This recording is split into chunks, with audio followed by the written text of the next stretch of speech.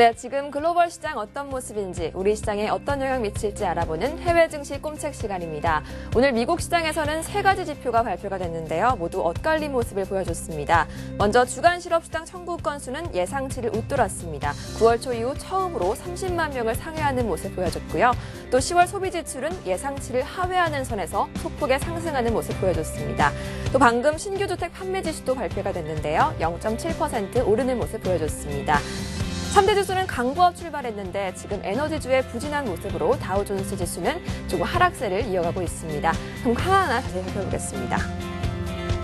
다우지수부터 보겠습니다. 현재 6.35포인트 내린 17,808.91포인트를 기록하고 있습니다. 이어서 나스닥 지수도 가보겠습니다. 나스닥 지수는 계속해서 좋은 흐름 보여주고 있는데요. 12.42포인트 오른 4,770.71포인트 기록하고 있습니다. 이어서 S&P 500 지수도 가보겠습니다. S&P 500 지수도 강보합권 이어가고 있는데요. 1.81포인트 오르고 있습니다. 그럼 이어서 유럽 시장도 가보겠습니다. 유럽 시장 최근 들어서 계속 좋은 모습 보여줘 왔었는데 지금은 약간의 혼조세를 보이고 있습니다. 특히 EU가 오늘 경기 부양을 위해서 ECB에 3,800억 달러를 투자할 것을 제안했는데요. 부채를 증가하지 않는 선에서 장기 플랜으로 제안했다고 합니다. 독일 지수는 특히 10일째 상승하는 모습 보여주고 있고요. 다른 나라도 가보겠습니다. 네, 스페인과 이탈리아는 소폭의 하락세를 보여주고 있고 그리스는 약간 큰 폭의 상승세를 보여주고 있습니다. 이렇게 시장 동향을 살펴봤고요. 이어서 외신도 살펴보도록 하겠습니다. 네, 첫 번째 소식은 월스트리트저널에서 다룬 2년물, 미국의 2년물 입찰 후 미국 국채 강세를 보이고 있다는 내용입니다. 연준이 채권 매입을 종료한 후에도 이 안전자산으로서의 미국의 국채가 수요가 견고한 모습을 보여주고 있다고 하는데요. 게다가 연준의 금리 인상 이슈도 계속 남아있고 이런 환차익도 노릴 수 있는 기회여서 그런지 요즘 좀 불붙고 있다 이런 내용이었습니다. 이어서 미국의 환경보호청과 오바마 정부의 얘기인데요. 가디언지의 보도입니다. 오존층 오염에 대한 규제를 강화하기 위해서 이 오바마 정부가 이번에 새로운 기준치를 제안할 예정인데요. 우선 공중보건과 환경계의 승리라고 나왔고 또 반면에 이 공화당과 산업계에서는 굉장히 반발하고 있다. 그리고 이렇게 또 새로운 기준치가 나오면 반환시킬, 돌려보낼 것 같은 지금 그런 자세를 취하고 있다고 합니다. 기업에 부담을 준다는 이유 때문인데요. 새로운 규제안이 또 어떻게 될지 한번 지켜봐야 할 것 같습니다. 이어서 로이터에서 다룬 사우디와 러시아, 멕시코의 소식인데요. 사우디와 러시아와 또 멕시코가 이 석유 공급 과잉 문제를 두고 즉흥 회담을 가졌습니다. 그런데 결국에는 합의에 이르지 못하고 유가를 감산하지 않는 결로 결론을 내렸다고 합니다. 또 이제 오펙 회의도 남아있는데 어떤 결과 있을지 한번 더 지켜봐야 할 것 같습니다. 네, 그럼 마지막으로 MSCI의 편입과 또 제외된 종목들이 나와 있는데요. 우선 큰 종목들을 보시면 삼성 SDS가 또 편입이 됐고요. CJ, 또 다음 카카오, CJ 대한통운, 한전, 삼전 KPS, 그리고 반면에 삼성테크위는 제외되는 모습을 보여줬습니다. 또 이어서 이제 스몰캡도 한번 살펴보려고 하는데요. 보시면 아미코젠, 셀바이오텍, 인바디, 삼진제약, 삼성, LNS, 또 환인제약, 이렇게 세원메디컬, 이렇게 대체로 바이오나 헬스케어주 위주로 편입이 되는 모습을 보여줬고요.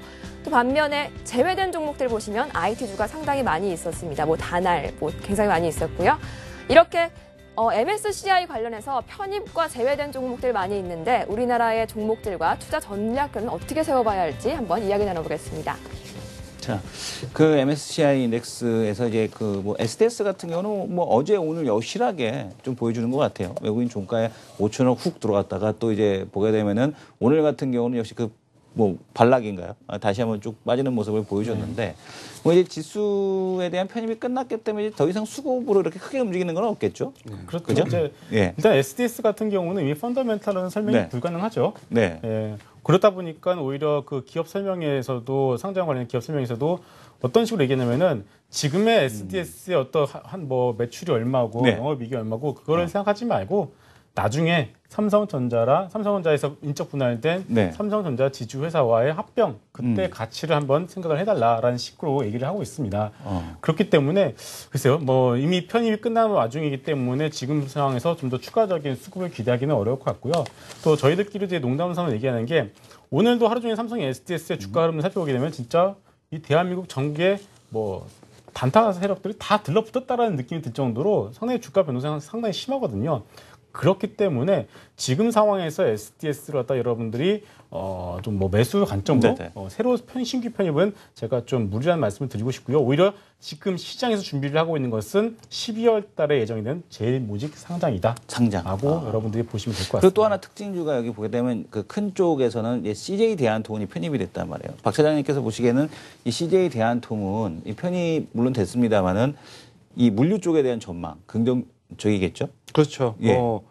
미국에서도 미국의 네네. 미국의 어떤 경기 동향이나 이런 것들을 보려면 페덱스의 주가를 봐라. 그쵸. 그런 말도 있죠. 그러니까 물류가 많다라는 것은 그만큼 이 경제 활동을 또 많이 하고 하다못해 뭐 옷을 많이 사니까 뭐 예를 들어서 뭐 홈쇼핑을 이용해서 화장품을 구입을 하니까 뭐 물류도 택배로 오고 뭐 그런 게 많아진다는 거 아니겠습니까? 그러니까 경제 상황이 나아지는 것을 단순히 알 수 있는 것이 뭐 다우존스 운송 지수라든지 뭐 페덱스의 주가라든지 그런 것들을 볼 수 있는데 CJ 대한통운이라는 것도 사실 뭐 여기 뭐 저보다는 더 잘 아시겠지만 이성원 대표님께서 지금 뭐 이런 물류 쪽에 우리나라에서도 지금 그런 어떤 그 지금 대부분 다 오프라인 이 백화점의 이런 내용들은 거의 다 죽어나가고 있잖아요. 네네. 지금 뭐 대부분 다 백화점 가서 이 옷을 딱 보고 마음에 드는 옷을 딱 고른 다음에 그대로 인터넷 가서 찾아갖고 택배로 부르는 거 아니겠습니까? 네. 그렇게 된다면 당연히 어떤 뭐 주가는 뭐 올라갈 수밖에 없는 거고요. 그리고 그런 내용들도 충분히 또 반영이 돼가지고 외국인들의 시각도 이 종목은 뭐 되겠다라고 생각이 돼가지고 편입이 된 것이 아닌가 생각이 듭니다. 이 스몰캡 인덱스도 특징적인 게 있어요. 그러니까 네네. 지금 바이오 헬스케어가 대거 편입이 됐거든요. 네네네. 인바디, 뭐 그렇습니다. 셀바이오텍,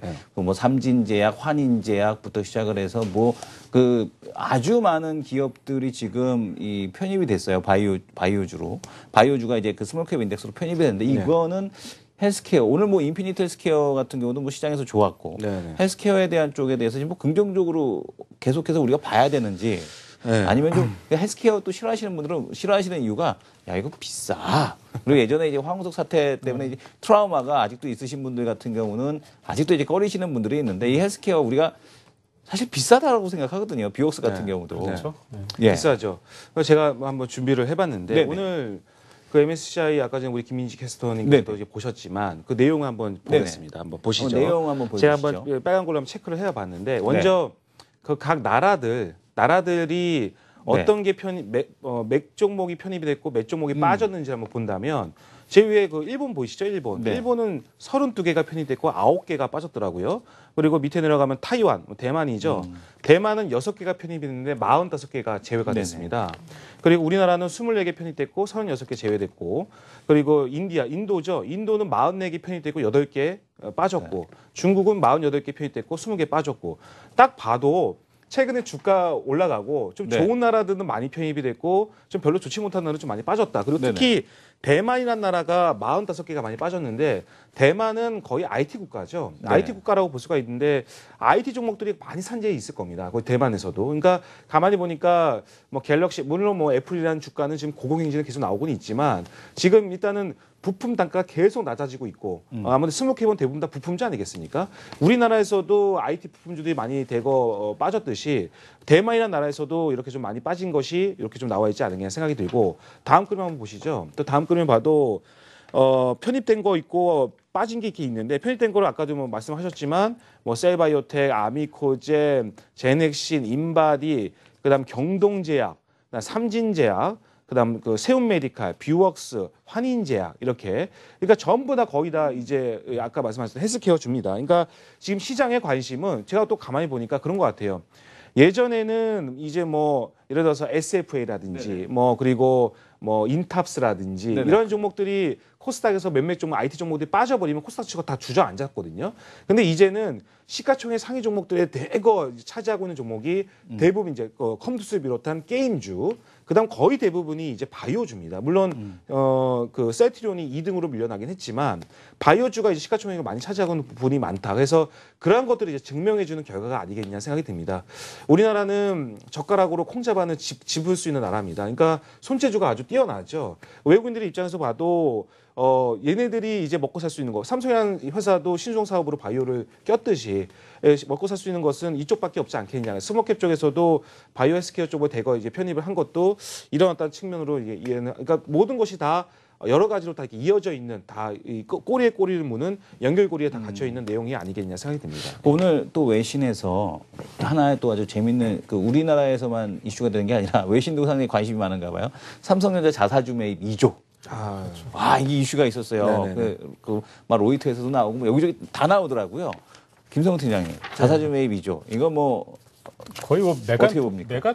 메가톰이죠. 이슈라고 완전. 봐야겠죠. 네네. 저는 진짜 내일 일단 그 뉴스 나오자마자 제가 바로 확인한 건 뭐냐면은 시간에 삼성전자인데 5% 넘게 뛰더라고요. 바로 그냥 쫙 올라가던데. 그렇죠. 그러면은 내일 시가가 진짜 얼마에 형성될지가 저는 제일 궁금한데 일단 아무튼 그래서 뭐 삼성전자에 대해서 제가 지금 뭐 거의 한 달 전부터 삼성전자에 대해서 4분기 워낙에 실적도 안 좋고 다 알고 있다. 네. 하지만 어떤 뭐 사물 인터넷 관련된 부분들 중에서는 결국은 디바이스의 채광자이기 때문에 삼성전자 떨어질 때마다 매수 관점 접근을 하자라는 말씀을 계속 드리고 있습니다. 물론 오늘 또 뭐 자사주 매입과 관련된 부분이 나와서 또 주가가 이제 오늘 좀 긍정적인 흐름을 기대를 해볼 수 있겠지만 일단 중요한 여러분들 포인트만 잡고 하시면 될 것 같습니다.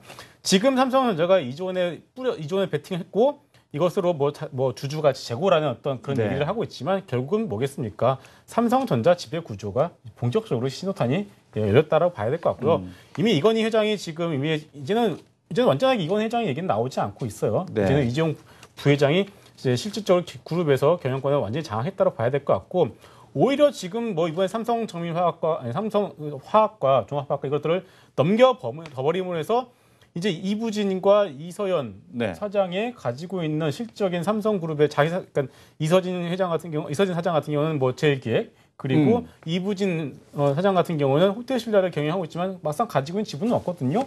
이 모든 것들 자체가 각자의 어떤 경영권을 가지고 가기 위해서는 결국은 이재용 회장이 어떤 선을 거칠 수밖에 없는 상황이 되어버렸어요. 아주 교묘하게 지금 상황 자체가 모든 경영권의 중심을 갖다가 이재용 부회장을 맞춰버렸기 때문에 현재 상황에서는 여러분들이 이제는 뭐 자사주 매입을 통해서 주주가 재고라는 부분도 있겠지만 삼성그룹이 이제는 이재용 체제로 가구는구나 하고 여러분들이 아시면 될 것 같고 또 하나 중요한 게 뭐냐면은 2조 원을 베팅했습니다.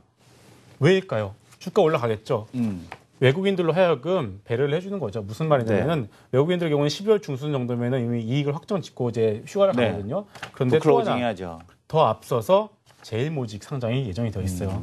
주가를 띄움으로 해서 외국인들 하여금 지금 삼성전자 주가를 베팅해줄 테니까 올라가면은 이거 팔아가지고서 제일모직 사는 돈 마련해라. 라는 부분들을 일단 시장에 던져주고 있다라고 여러분들이 생각을 해보시면 될 것 같습니다. 일단은 뭐 이재용 부회장 체제에 대한 어떤 외국인 주주들에 대한 달래기 이제 좀 인정해 주시죠. 그렇죠. 이런 내용에 대한 어떤 배려가 아닌가라는 생각이 듭니다. 자, 삼성전자의 자사주 매수로 일단 내일 시장 지수는 올라갈 것 같습니다. 근데 이제 이 지수가 올라가도 문제가 뭐냐면 삼성전자만 올라가게 되면 우리 개인 투자자들은 상당히 좀 괴롭습니다. 자, 내일 투자 전략 우리가 어떻게 세워야 될지 꼼꼼하게 한번 들어보겠습니다. 내일 전략 꼼책입니다. 김성훈 팀장님은 현대그룹 지배구조 이슈 부각 가능성을 멘트해 주셨고요. 또 박병호 차장님은 IT 및 콘텐츠 관련주 관심 지속하자라고 말씀하셨습니다. 또 이승환 대표님은 반도체 소재 관련 및 콘텐츠 관련주에 관심 갖자라고 제안해 주셨습니다. 이게 어떤 전략인가요? 예, 일단 아까도 말씀드렸지만 이제 삼성그룹의 지배구조 이슈가 본격적으로 이제 액션을 취하고 있기 때문에 일단 시장은 단기적으로 삼성전자에 집중을 할 수밖에 없겠지만 아까도 우리가 살펴봤듯이 하나도 그룹도 마찬가지로 또 현대차 그룹도 이제는 슬슬 현대클로비스 주가 흐름들이 부진한 흐름을 보여주고 있습니다. 반대로 현대모비스의 경우에는 바닥을 다지고서 올라서는 모습들을 보여주고 있거든요.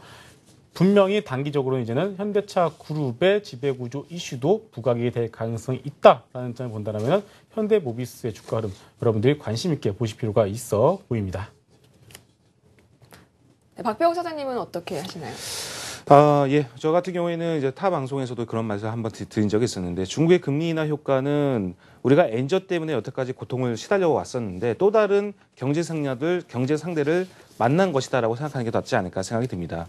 중국의 금리 인하는 좀 단발적으로 우리가 좀 제한적으로 좀 생각을 해야 되지 않을까 생각이 들고 아무래도 오페크 총회 결과는 좀 체크를 좀 해야 되지 않을까. 그러니까 오늘 아침이 아니라 이제 내일 아침입니다. 금요일 아침에 이제 결과를 우리나라 시간으로 알 수 있을 텐데 그 내용에 따라서 어떤 경기 민감주의 또 움직임이 나오지 않을까 생각이 들어서 요것도 좀 체크를 해야 될 것 같고. 근데 중요한 것은 시장의 이슈는 이제 이미 연말 쇼핑 시즌과 맞물린 어떤 지금도 나스닥 지수가 상대적으로 강세를 보이는 것은 대부분 다 이 기술주들이 올라가서 그렇기 때문에 올라간다 생각이 드는데 내일 삼성전자가 또 얼마만큼 올라가느냐에 따라서 뭐 그것도 마찬가지겠지만 다른 어떤 관련주들 그러니까 저는 뭐 IT나 컨텐츠가 이제는 연말장을 조금 이제 좀 상승을 견인하는 어떤 종목의 업종이 되지 않을까라는 생각이 듭니다. 이들 업종도 계속 관심이 좀 필요한 상황이 맞다라는 생각입니다. 네. 네. 자, 시장에서 지금 보게 되면은 그 시속 게임이 계속해서 펼쳐졌었습니다. 낙폭과대주와 그리고 이제 고성장 주식 간의 어떤 하루 올라가게 되면 하루 내리고 이런 형태에 대한 흐름이었는데 이제는 오펙 그 회의 결과 이후에는 이런 흐름에 대한 쪽에서 결정이 되지 않겠느냐. 그동안 이제 많이 올라왔던 기업들에 대해서는 조금은 시장에서 이제 기대치를 낮출 필요가 있다라는 말씀을 드리겠고요. 오늘도 이제 개별주 관련된 모멘텀 시장이 펼쳐졌었습니다. 그래서 이런 이 개별 모멘텀이 있는 기업들, 오늘 뭐 한국사이버결제라든가 아니면은 각 개별 기업별로 이제 그 이슈가 있었던 기업들 같은 아주 강한 모습을 보여줬었고요. 이 반도체 관련 장비 기업들 상당히 좋았습니다. 근데 이제 이 장비 기업들보다는 이제는 소재 쪽들, 뭐 DNF라든가 OCI 머티리얼스 같은 기업에 좀 더 시각을 이제 좀 바꿔가야 되지 않을까라고 보고 있고요. 그리고 나머지 보게 되면 이 컨텐츠 관련주들도 지금 상당히 좋은 모습들을 보여주고 있습니다. 그러니까 한중 FTA 관련된 이슈 이후로 컨텐츠들이 다시 살아나는 이런 모습들을 보여주고 있는데 이 관련된 기업들에서 각각 개별 모멘텀이 있는 기업들, 뭐 뉴 상장이라든가 아니면은 뭐 강남에 대한 개봉이라든가 이런 것들, 뭐 미디어 플렉스 아니면은 펜 엔터테인먼트 이런 기업들 계속해서 관심 있게 보셔도 좋을 것 같습니다. 자. 지금 오랜만에 우리 중국 시장에 대해서 한번 체크를 해보고 가도록 하겠습니다. 자, 중국 시황 영상 보도록 하겠습니다. 凯边康萨姆达，这里是中国经济网，现在是中韩财经连线沪港通时间。周四，1000亿打新资金将解冻，这部分资金回流到二级市场，是否会助推上证指数站稳2600点呢？有请今天的嘉宾田卫东。 站稳2600点是毫无疑问的啊，但是我要提醒的一点就是，从以往的情况来看的话，连续上涨了之后，如果打新资金回流的话，反而是一些机构在短线获利了结和获利套现的时期。除此之外呢，就是在这几天上涨的过程中啊，有一个跳空缺口，按缺口理论来说的话，往往还有一个回探。 站稳2600这个问题不大，但是呢，注意它短期的一个回调的压力。好的。